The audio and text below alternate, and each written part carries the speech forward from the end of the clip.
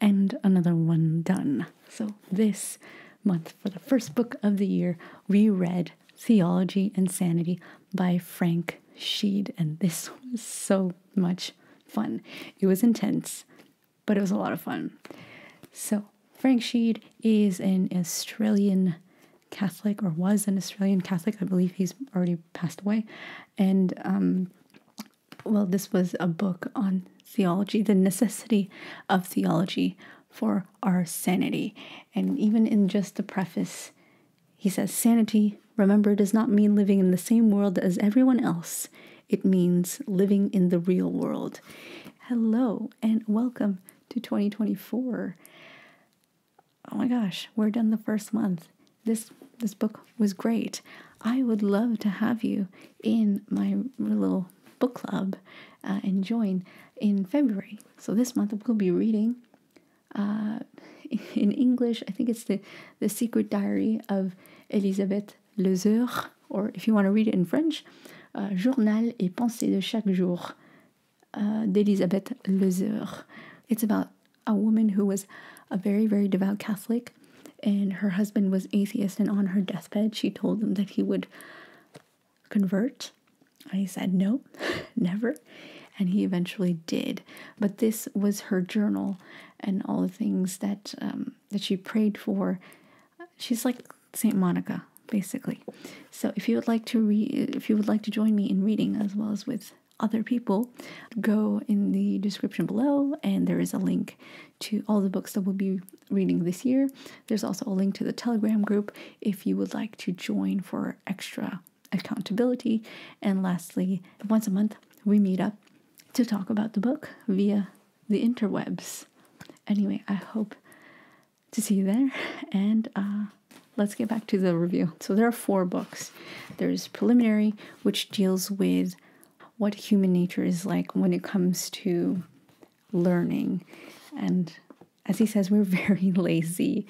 Part 2 deals with God, who he is, what does being eternal means, what does being perfection means, his relationship to us, and the Trinity. That is a very, very big part of the second book. The third book deals with creation, what it means for God to create something out of absolutely nothing. It deals with angels and men, the difference between angels and men. It deals with Christ, who he is, and what does redemption mean. And it's more focused on different doctrines of Christianity. And then the last book deals with what are we to do about it, and what is the alternative? What happens when we choose the alternative? And it really is, this book is just, I always say this, I wish I read it before while I was converting, because it is very, very helpful. It taught me many things that I thought I understood well, but I clearly understood poorly, or I couldn't express in an adequate way, or my understanding wasn't quite clear. And this book is really great because it does take you step by step by step. It takes you from how is it possible that there is a God to the church, how the church is the only, the one true church, and how this affects our lives, how we deal with it as human beings, how we address each other, what sin is. It is, like, if I use this too, he says in the beginning that this is more for the poorly catechized, ill-informed Catholic, but I think it would be great too for atheist friends and families to read, or even someone who has misunderstandings about the Catholic faith, because it just goes from A to Z really, really well. And as one of my readers who joined in the challenge said, he's really good at explaining things systematically and with so much detail. The second book, if you haven't delved into philosophy, it might be very difficult in the beginning. A lot of times in the books, not just in the first part, or in the second part, sorry, but many times, especially when it gets deep into theology, like the Trinity, the fall, he says several times, okay, this paragraph, for beginners, you must read it very, very slowly, or you must reread it several times. He's very, very clear. I really enjoyed how clear he was, especially, for example, in terms of the Trinity. What is the difference between person and nature? Nature answers the question, what we are. Person answers the question, who we are. Nature then is to be seen not only as what we are, but as the source of what we can do. Earlier he says, my nature suggests that there is a person, I, who possesses a nature. The person could not exist without his nature, but there is some distinction all the same, for it is the person who possesses the nature, and not the other way around. The person is that which does the actions. The nature is that by virtue of which the actions are done, or better, that from which the actions are drawn. So he's very, very, very clear. Because I remember this was really hard for me, especially whilst I was converting, because as a Mormon, so I was Mormon. And in Mormonism, God the Father, God the Son, God the Holy Spirit are three completely different people, separate from each other. They are not one. And I remember the priest who was doing RCIA with me, just trying to drill it into my head, and I just couldn't get it because it was just so, I just didn't understand. And the differentiation between nature and persons, the way he explained it, makes a lot more sense for me, and probably because I'm also more open to the explanations, if you know what I mean. Like there's certain things at certain periods of our lives that we're just not ready to understand. We might accept it, but not fully understand it. In the beginning, where he really emphasizes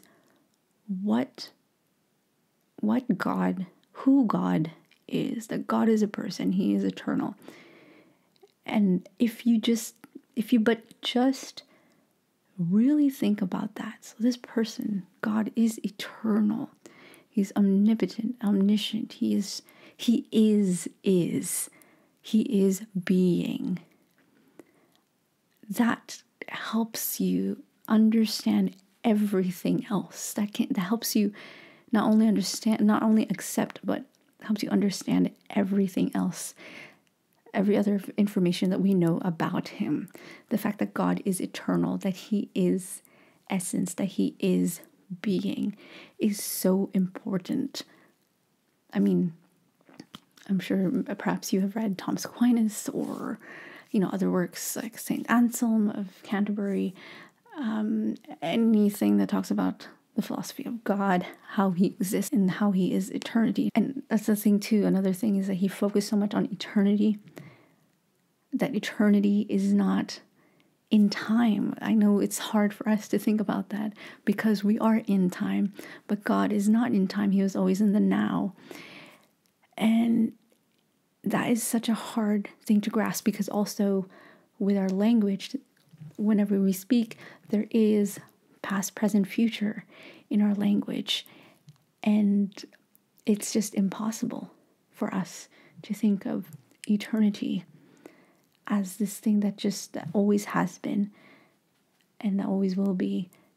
So that's one thing I really liked. Another thing was, and I think, and in general, I thought he was just, some things were just beautifully written, just like, it is a pity that any man should be so very conscious of the material beings below him, and altogether ignore these spiritual beings above him. It means that he is spending too much of his life in the company of his inferiors.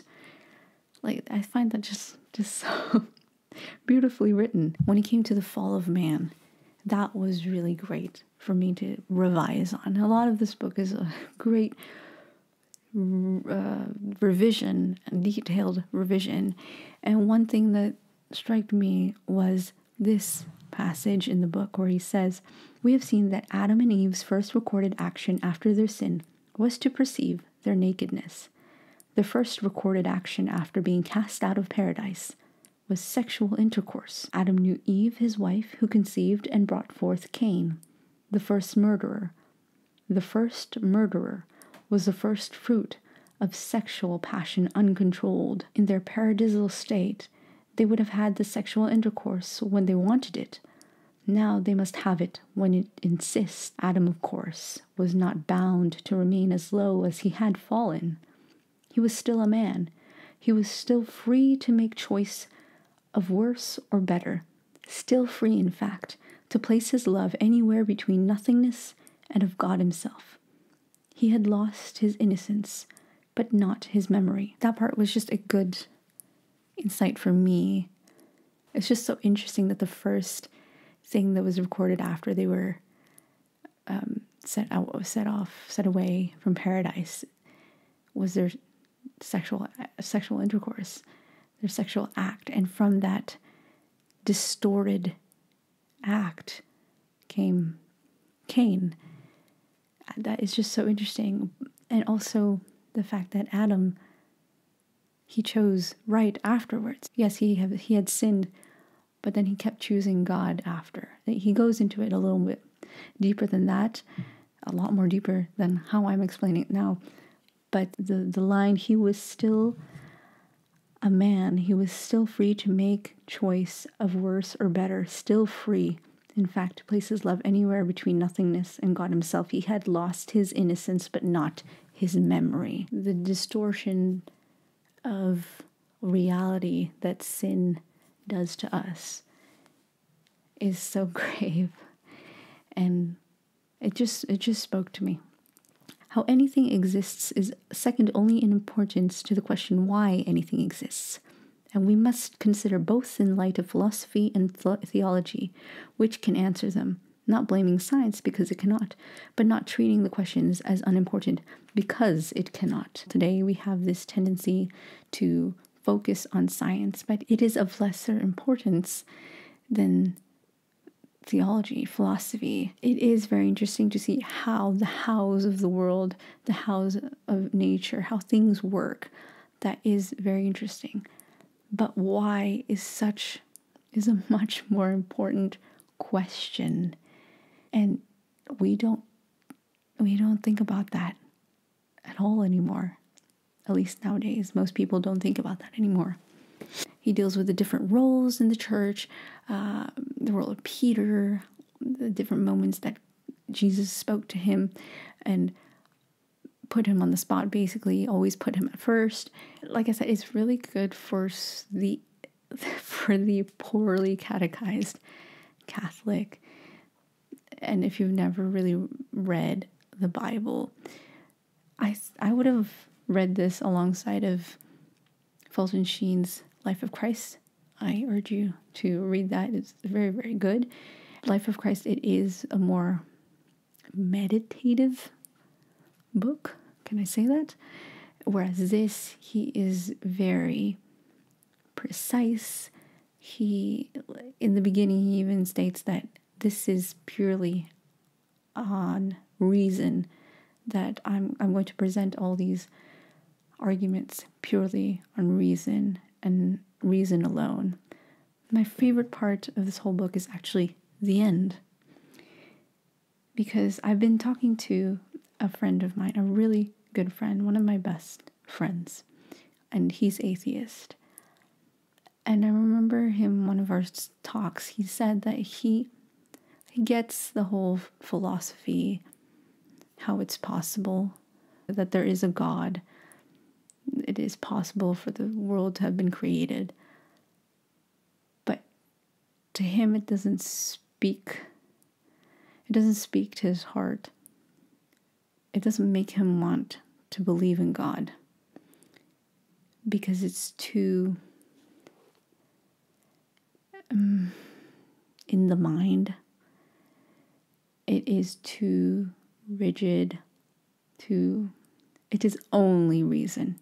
Like, I get that the whole book is about, deals with just that.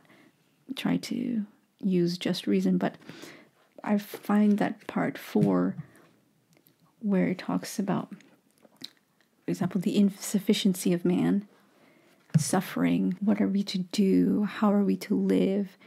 If we choose to live this way, what is going to happen? If we don't, what happens? That I feel like is more understandable for someone. Like what? Yeah, okay, there's God, but what does that mean for me? Okay, if the church is true, what does that mean for me? How does it affect me? How does it affect other people? The suffering, how does it account for that? And I find that book 4 deals with that a lot in a great way, because I think the rest of it, the fall, angels and demons, and redemption, and all of that is easier to accept once the more human things are dealt with. So like suffering, for example, ordinary human experience shows that suffering can be maturing. Indeed, that anyone who is spared from suffering too rigorously will never reach maturity at all. But suffering, as the same experience shows, can be destructive too. Whether it shall develop a man or shatter him is not simply a matter of the quantity of suffering. Of two men suffering greatly, but so far as we can judge unevenly, the one who suffers less may be shattered, and the one who suffers more may be immensely developed. Which way it shall go does not depend upon the suffering, but upon the will. The beginning of a positive answer to suffering, at any level of intensity conceivable, lies in the will's acceptance of it as a part of reality. Whether reality seen impersonally as the order of things, or personally as the will of God. Of itself and necessarily, this acceptance cuts at the central point of man's profoundest disease. That central point is the overassertion of self. And when I was talking with this friend of mine, he said it's not just the logical aspect of it, it's just how is he personal, and how does he want the good for me? Mind you, this friend is very open, and he understands that he understands suffering to a certain extent because he has suffered, and he knows. I remember him saying that if he hadn't suffered this particular thing in his life, he'd probably be an a-hole, to say it in the least. How is God personal? What does this do for me? And can I find him in a different way? And I remember we talked about like beauty, how it's one of those things that can help someone be open to God, because it just hits you. You actually don't get to choose whether or not you like it, because beauty is it just hits you in the face. It just overwhelms you. And there's a bit of that in the book, how scientists can learn from poets, from writers, artists, and that's in the 4th part. And I think that is all I'm going to say about this book. It was so good. So if you have never read any theology, I think there is another book called Theology for Beginners. I might be wrong, but if you have never really read any theology, or you're just an a poorly catechized Catholic, or you just want to brush up on theology, this is really great. He does give references to different scripture passages, and he really makes you work. And also he revises several times. He'll go through, remember in this chapter we learned this, and so this is how this new thing, this is how it works with the first part, that kind of thing. It's really great for beginners. If you're converting, in the process of conversion, go pick up a copy.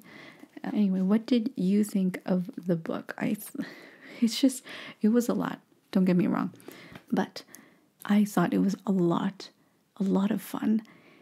And once you get going, you just can't stop, basically, I have someone in the reading group who like read first 200 pages in like, I don't know, a couple days or something. But yeah, let me know what you think. Have you read it? Did it hurt your head, or did you just have to put it down? Anyway, that is that for this month, and I shall see you in the next one.